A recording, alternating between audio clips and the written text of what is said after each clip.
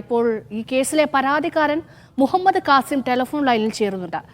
ശ്രീ മുഹമ്മദ് കാസിം, ഇപ്പോൾ ഈ അന്വേഷണ രീതിയിൽ ഇപ്പോൾ പോലീസ് മുന്നോട്ട് പോകുന്ന രീതിയിൽ നിങ്ങൾ തൃപ്തനാണോ?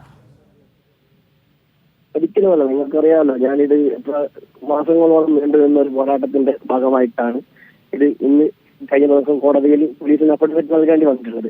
അല്ലാതെ സോളേന പോലീസ് കേസെടുക്കുകയോ അല്ലെങ്കിൽ ഇത് അന്വേഷിക്കുകയോ ചെയ്തിട്ടില്ല. ഞാൻ ഒരു മാസത്തോളം പരാതികൾ കൊടുത്തു. അതിന്റെ പരാതികൾക്ക് ബന്ധപ്പെട്ട് ഫോളോ അപ്പ് നടത്തി അവസാനം DGPക്ക് വരെ പരാതി കൊടുത്തിട്ട് പോലും ഇതിലൊരു തീരുമാനമാവാത്ത സാഹചര്യത്തിൽ ഹൈക്കോടതിയിലേക്ക് കടന്നു പോയിട്ടുള്ളത്. ഹൈക്കോടതി ഇടപെട്ടതിന്റെ ഭാഗമായിട്ട് മാത്രമാണ് ഇങ്ങനെയുള്ള ഒരു അന്വേഷണമെങ്കിലും ഇവിടെ എത്തി നിൽക്കുന്നത്. നേരത്തെ സൂചിപ്പിക്കുന്നുണ്ട്, സംസ്ഥാന ഡിവൈഎസ്പി ജില്ലാ കമ്മിറ്റി അറിയില്ല എന്നുള്ള രീതിയിൽ പറഞ്ഞു എന്നുള്ളത്.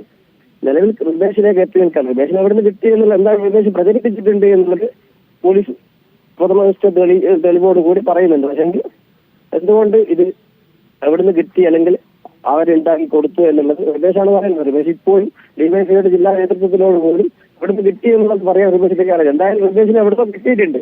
ബാക്കി 4 പേരുകളെ ഇതിൽ സാക്ഷികളാക്കി ചേർത്തിട്ടുണ്ട്. 3 പേരും ഇന്നിടത്തുനിന്ന് കിട്ടി എന്നുള്ളത് കൃത്യമായിട്ട് വിവരിച്ച് തരുന്നുണ്ട്. അപ്പൊ റിബേഷിലേക്ക് എത്തുമ്പോൾ റിബേഷ് ഉണ്ടാക്കുന്നില്ല, എവിടുന്ന് കിട്ടി എന്നുള്ളത് പറയുന്നില്ല. ഒന്നൊരു റിബേഷ് ഉണ്ടാക്കിയതാണോ അല്ലെങ്കിൽ ഇവിടുന്ന് കിട്ടി, അത് മാത്രം പറഞ്ഞാൽ മതി. നമുക്ക് റിബേഷ് പ്രതി അവിടെ നിന്നുള്ളത് ഒരു താല്പര്യം നമുക്കില്ല. നമുക്ക് അവിടുന്ന് ഈ ഉത്ഭവം എവിടുന്നാണ് എന്നുള്ളത് നമുക്ക് മനസ്സിലാവേണ്ടത്. അതിനു വേണ്ടിയിട്ടാണ് നമ്മൾ നിയമ പോരാട്ടം നടത്തിക്കൊണ്ടിരിക്കുന്നത്. കേരള പോലീസിൽ എന്തായാലും നമുക്ക് വിശ്വാസമില്ല. അതുകൊണ്ട് തന്നെയാണ് ഹൈക്കോടതിയുമായി ബന്ധപ്പെട്ട് മുന്നോട്ട് പോയിക്കൊണ്ടിരിക്കുന്നത്. ഇപ്പോൾ ഈ റിബേഷ് വരെ എത്തി നിൽക്കുന്ന സാഹചര്യത്തെ നിങ്ങൾ എങ്ങനെയാണ് നോക്കി കാണുന്നത്?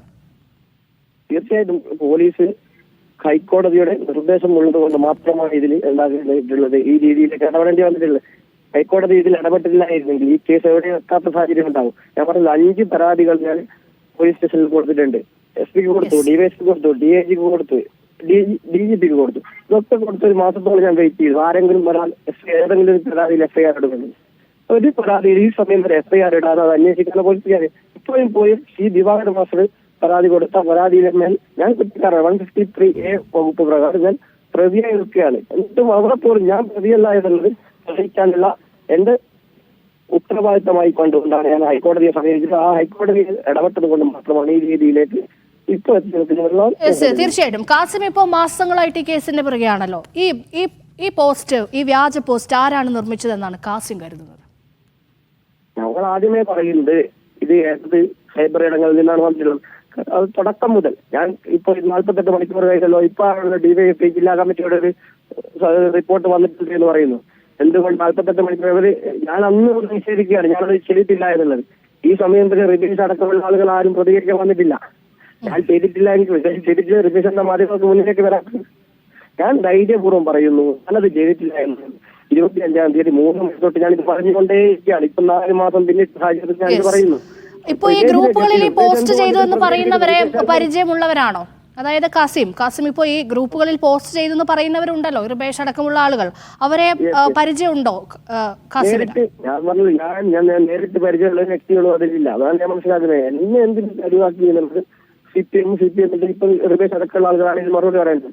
ഞാനെന്തിന് കാര്യമായി ഈ സാധനത്തിൽ എന്തെങ്കിലും CPM അല്ലെങ്കിൽ LDF പ്രചരിപ്പിക്കേണ്ടത് എന്റെ പേര് വെച്ച് പ്രചരിപ്പിച്ചത് മാത്രമാണ് എനിക്കതിൽ പരാതിയുള്ളൂ. തീർച്ചയായിട്ടും. അപ്പോ അത് തന്നെയാണ് ചോദ്യം. ഇപ്പോ എത്രയോ പ്രവർത്തകരുണ്ട്, മറ്റ് നേതാക്കളൊക്കെ ഉണ്ട്. അപ്പോൾ കാസിമിന്റെ പേരിൽ ഇത് എന്തിന് നിർമ്മിച്ചു എന്നതാണ് ചോദ്യം. അപ്പോൾ കാസിം എന്താണ് കരുതുന്നത്? എന്തുകൊണ്ട് കാസിം? അത് CPM ആണ് അതിന് കൃത്യമായ മറുപടി പറയുന്നത്. CPM എന്തിനു വേണ്ടി എന്നെ തെരഞ്ഞെടുത്തു അല്ലെങ്കിൽ എന്തുകൊണ്ട് എന്റെ പേരിൽ ഇങ്ങനെ ഒരു പ്രചരണം നടത്താൻ CPM തയ്യാറായിരുന്നു? CPM ആണ് മറുപടി പറയുന്നത്. CPM എന്നോട് ചോദിച്ചാൽ അതിന് മറുപടി പറയാൻ പറ്റില്ല. എന്നെ സംബന്ധിച്ചിടത്തോളം ഞാൻ എന്തായിട്ടുണ്ട്, അതിനായിട്ടുണ്ട്. ഞാൻ തിരുവനന്തപുരം കോഴിക്കോട് ജില്ലയിലും പ്രവർത്തിച്ചു വരുന്ന ഒരു രാഷ്ട്രീയ പ്രവർത്തകനാണ്. എനിക്ക് എന്നെ സംബന്ധിച്ചിടത്തോളം മാനനഷ്ടം ഉണ്ടായിട്ടുണ്ട്. അപ്പൊ അതുകൊണ്ട് മാത്രമാണ് ഞാൻ ഇതുമായിട്ട് ബന്ധപ്പെട്ട് അന്ന് ഞാൻ പറഞ്ഞത്. അന്ന് 3 മണി തൊട്ട് ഞാൻ ഉണ്ടാക്കുകയാണ്. ഇതുമായി ബന്ധപ്പെട്ടുകൊണ്ട് പോലീസ് സ്റ്റേഷൻ കയറ്റി ഇറങ്ങുകയാണ്. ഈ സമയം വരെ 48 മണിക്കൂർ പിന്നിടുകയാണ് പോലീസ് അഫിഡവിറ്റ് ഹൈക്കോടതിയിൽ നൽകിയിട്ട്. ഈ സമയം വരെ റിബേഷ് അടക്കമുള്ള ആളുകൾ ഞങ്ങളല്ല എന്നുള്ള പറയാൻ തയ്യാറായിട്ടില്ല. അപ്പൊ അവർക്ക് ഒളിച്ചു വെക്കാനില്ല. എന്നെ സംബന്ധിച്ചിടത്തോളം ഒന്നും ഒളിച്ചു വെക്കാനില്ല. അതുകൊണ്ട് തന്നെ ഞാൻ ഈ നിയമ പോരാട്ടം ഹൈക്കോടതിയുമായി ബന്ധപ്പെട്ടുകൊണ്ട് മുന്നോട്ട് കൊണ്ടുപോകാമെന്ന് ഞാൻ ആലോചിക്കുന്നു. അപ്പോൾ അതാണ് കാസിമിന്റെ, മുഹമ്മദ് കാസിം, ഈ കാഫിർ സ്ക്രീൻഷോട്ട് കേസിലെ പരാതിക്കാരനാണ്. അതാണ് അദ്ദേഹം സംസാരിച്ചത്.